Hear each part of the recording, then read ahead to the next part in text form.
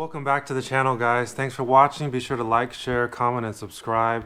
On this episode, we're going to talk about 30 plus things that I had to fix in order to get the car sorted enough for me to happily drive the car. Now, everyone has their own definition of sorted. So let's categorize these items into several categories. First off, who paid for these fixes or upgrades? How many of these items were spotted on the PPI? That'd be 7. How many were not on the PPI but definitely should have been? That's 14. I guess if you're playing baseball, this PPI guy is batting .333, so he's pretty good for your baseball team. But if it's a pre-flight checklist, that plane is going to be grounded. No, no, no. Okay? 33% correct, 67% incorrect. Now, how many were just upgrades that I wanted to do or reconditioning that I wanted to do? 12. All right, let's get started. It's a long list. I'll do my best to keep this video short. Number 1, the headlights were foggy on the top portion. Those were restored by a company called clearcorners.com. It took about 4 tries to get it right.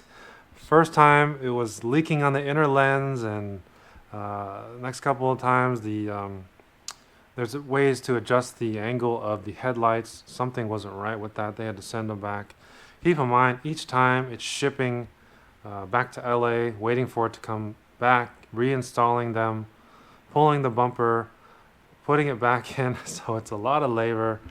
Yeah, that took an extra 2 months of waiting back and forth. So that was no fun. But they were getting other work done while they were waiting for the headlights. But still, I think we waited an extra month just for the headlights themselves when everything else was done. So that kind of just another thing, another delay for an older Ferrari, right, when you're trying to get it ready.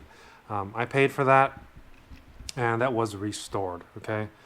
Second item is the, first item, that was on the PPI, okay? The foggy headlights was on the PPI. Second item was the reverse lamps. It said left-hand side. Lens has a super small crack.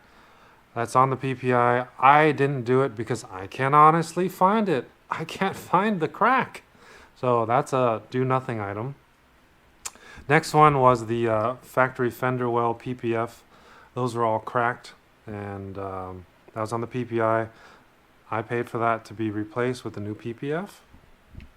Number 4 new tires for the car, since the tires were aged date stamp 2006 and 2009. On the PPI, yes, it's a combo of who paid for it, because I paid for it as the buyer, but I got the seller's discount price. So that was nice, right? Basically got 4 new tires at wholesale cost. I got, what are they, Michelin Pilot Sport all-season 4s for $1,100. So that was a good deal. Cracked hubcap. There was 1 cracked hubcap that was on the PPI. Seller went ahead and took care of that. They took care of that before they shipped the car. Next is the passenger fold-down mirror. That was replaced by the seller, and it was on the PPI, and they went ahead and took care of that. They had a spare part in the dealership that they went ahead and swapped out. Next is the convertible top, number 7, being wrinkled. That was on the PPI. It doesn't really bother me, so I didn't do anything about it. The only thing you really can do is stretch it out by having the top closed, which honestly I like to keep it open. I like to keep the top down. To look at the car, it looks much better with the top down. That's the way it was designed, right? Number 8, the spark plugs should have been on the PPI. It was not. This has to do with the 2 cylinders misfiring, and see my other videos for more detail on this. Number 9, the front bumper had the damage on the cracked vents on both sides. Should have been on the PPI if that's how the car was. I don't know, but it should have been if that's how the car was. I've obviously got conflicting reports on that. So the shipper paid $2,300, and I paid for the rest, which was really just a good gesture from them, but didn't cover anywhere near the real cost of it. So it's just something I didn't want to drive around with a cracked bumper. I know it's a black car, and it doesn't really look obvious from far away, but it's very obvious close up, especially when you touch the car. So if you have a friend that's driving around with a bumper that hasn't even been painted or primer, comment below. Comment below. Feel free to tag your friend. That's just not something I feel comfortable driving around in. All right. Number 10 is the convertible top bracket was swapped out. Should have been on the PPI if it was there when he inspected it, but it wasn't. This part was really hard to find. As the buyer, I paid for it. So previously, my mechanic patched it and it was functional, and it was fine, but it just wasn't. In my head, I was thinking, hey, I want to fix it. I don't want to have a broken part on my car. If we can find it, hey, if it's unobtainium, whatever, I deal with it. But if we can get it, let's go ahead and fix it, okay? Number 11, previous touch-up paint in a couple spots. Should have been on the PPI. It was quite obvious to somebody who claimed to be a paint and body man most of their early mechanical life, but only the front bumper was mentioned as having some touch-ups. So it's just a couple of spots, and it doesn't really bother me a great deal. It just would have been nice to know. Number 12, PPF on the convertible clamshell. It has a design defect. It's a scratch magnet, along with the F430s, simply because when the soft top sits on the car, which is painted bodywork, it's sitting on it with weather stripping, and that's going to vibrate as the car moves, and obviously sand blows in with dust, and the sandpaper, as we all know, removes paint and everything like that. So 20 years of that, it just created a huge gouge in the paint in a perfect double bubble shape. I'm very, very surprised that was not caught. Extremely surprised that wasn't caught. So, the salesman claimed that they missed that convertible top part being cracked because the top was always down. So, let me guess. They missed this because the top was always up? Comment below. Either the top was always down or the top was always up. So somehow they missed these super obvious items right at your eye level. So anyways, I touched up that line that was gouged out and also added PPF so it doesn't get any more damaged on the original paint. Okay. Next is the number 13, the ignition coils. Should have been on the PPI, but it wasn't. Again, see my other video for more details about this. Number 14, 2 fuel pipes. It's so obvious if you look in the engine bay and you see those drips from fuel. It could have been a lot worse. So it should have been on the PPI. It wasn't. I paid for it. Had to get that replaced. A safety issue. Number 15, the thermostat. Should have been on the PPI. It wasn't. Well, I guess it's a relatable repair. I don't know how that can get flagged on the PPI. I don't know. Comment below if you're a mechanic. But that was a part that needed to be replaced as part of the check engine work for the 2 misfiring cylinders. Number 16, the instrument cluster backlight replacement. That should have been on the PPI. It wasn't. I'm surprised it wasn't there. I got the car. I drove it around. I thought it was just an old car and everything was dim and I just had to deal with it, right? Old technology. It's not some super bright, OLED or 4K screen. No, I just had to deal with it. But holy cow, when the backlight is on, it's very nice. Very easy to read those analog gauges. Number 17, I have size 13 shoes, and it's a very, I would say, compact footwell. There's no extra room for you to move around. It's good if you even wear racing shoes with a tight toe. And the dead pedal, the rubber was flapping off, so it needed to be re-glued. That should have been on the PPI. It wasn't. I mean, if you're going to note a tiny little crack in the lens that I can't even find, maybe I need to go get a microscope. I can't find it. You should be able to denote some rubber that's flapping off very obviously on the very first time that I drove it. Okay, I paid for that to get fixed. Now, number 18, the lap belt on the seat was twisted, so that wasn't on the PPI. Seems obvious for a professional. I noticed it about the 4th time driving it. And when I try to really cinch it, it just wouldn't cinch. So that's been fixed. I paid for that. It's really nice to have it sit flat. Just one of those kind of annoying things when you're driving. So you want to feel safe so you can enjoy the car. That's a safety issue. It's related to the seatbelt. All right. The next item, number 19, the marquee red Ferrari engine cover that's visible through the rear hatch engine bay glass has some chips in it. And unfortunately, that wasn't on the PPI, and there's no touch-up kits available. And that spot seems to be growing. It seems to have tripled in size Oh my goodness. So at some point in time, if it gets too horrible looking, I may want to just have those removed and refinished. So if I do that, I'll probably get the key repainted as well. It's got a little chip on it, and that doesn't really bother me, obviously. But it's one of those cosmetic things. Maybe I'll do in the future. If this car is really sorted and it doesn't have any issues for a couple years, I probably will do those um, tertiary items. Okay. So next is number 20. I had another evap check engine light come on the car, and I had to replace four fuel rollover float valves, or otherwise known as check valves. There was a terrible gas smell coming into the car, driving the car, and now it's fixed. Wonderful. Now I can just smell the cool breeze as I drive near the ocean. It's wonderful. None of this funky vapor just kind of, you know, kind of going straight through your nose and straight to your brain. Yeah. Excellent. Excellent to drive the car without vapors. Number 21, the car wouldn't shift. Yeah, and that evap check light was not part of the PPI as well. But I probably didn't expect it to be. So number 21 is the car wouldn't shift from first to second sometimes. And that wasn't on the PPI, but it wasn't really obvious.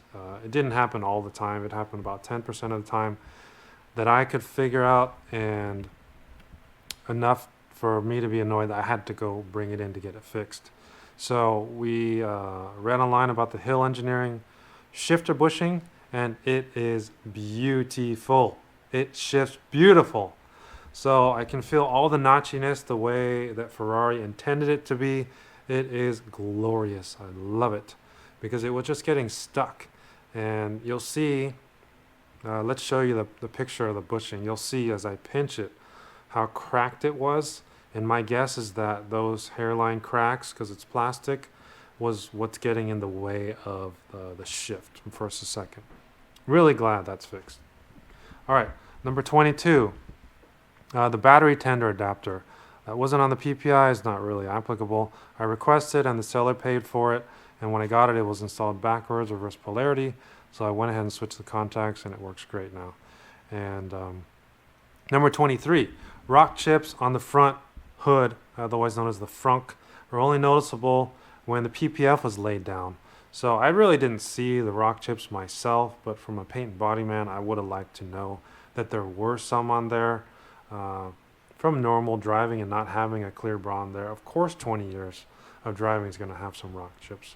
But just let me know. I'm not surprised they're there, but when they laid the PPF on the frunk and I was going for the final inspection, basically the PPF had little bubbles in them. So as I'm running the flashlight down the hood, I'm seeing all these little bubbles, and I'm asking them if they can get them out, and they can't. They said, it's because of rock chips. There's a little air, and so the air creates the bubbles. So I kind of made the rock chips more visible. What are you going to do? But at least I'm not going to get any more rock chips, so I can live with that. I paid for that, obviously. So next is the number 24, coolant fill. That's not on the PPI. That just needed to be done with the cylinder misfire work. No big deal. Everybody needs fluids. Number 25, paint correction, not really applicable to the PPI. I went ahead and did that, paid for it. It makes the black paint, the Nero paint, look so good. So deep and so wet, as they say. It looks fantastic. I just have to keep it clean. And we come to item number 26. I did Ceramic Pro for the full exterior of the car as well as the wheels to make it easy to clean, easy to maintain. I could just blow it off. I have this mini duster. I can just blow off the dust. Because this car really does show the dust immediately on a black surface. Okay, I paid for that. Number 27 is I PPF the full front clip, basically like a track pack wrap, and as well as the windshield frame. I put new PPF around the wheel wells as well as the rocker panel vents because those are an absolute rock chip magnet. And from what I learned, it's a lot cheaper to protect your Ferrari paint than repaint it. Lesson learned there. Okay, that's not applicable to the PPI, so I paid for that. And number 28 is LED turn signals. You can see how fast it blinks now. We got rid of the OEM incandescent bulbs because they're just not as bright, in my opinion. I like to have LEDs where possible.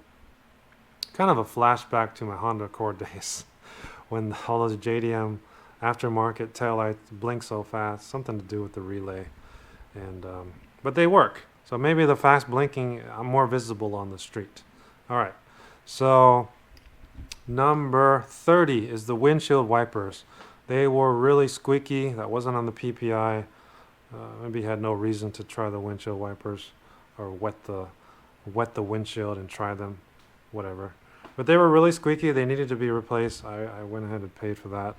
Of course, I want working windshield wipers, especially if they're old and the plastic is getting frayed, or hard. Just get rid of them.